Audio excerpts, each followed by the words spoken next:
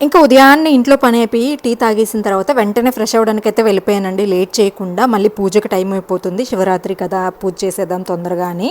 So, ఈరోజైతే దేవునికి ప్రసాదంగా పొంగల్ చేద్దాం అనిపించిందండి నైవేద్యము. ఇంకా అనుకున్నదే తడవుగా వెంటనే పొంగలైతే పెట్టేసుకున్నాననమాట.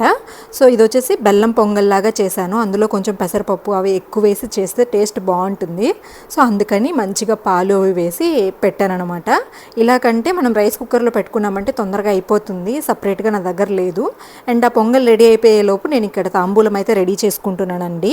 అండ్ మా హస్బెండ్ వచ్చేసి దేవుడి రూమ్లో అన్నీ కూడా సర్దిస్తారనమాట.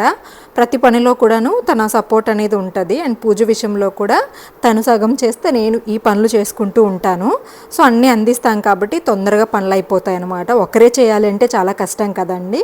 అందుకని ఒకరికి తోడుగా ఒకరైతే అన్ని పనుల్లోనూ తోడుగా ఉన్నామనుకోండి ఏ పనైనా కానీ చేయగలం. ఫైనల్గా ఎంతో రుచిగా ఉండే బెల్లం పొంగల్ అయితే రెడీ అయిపోయింది. మంచిగా గీ వేసి జీడిపప్పు వేసి రెడీ చేసేసానమాట. ఇంకా పూజకు కూడా అన్నీ సిద్ధమైపోయాయి.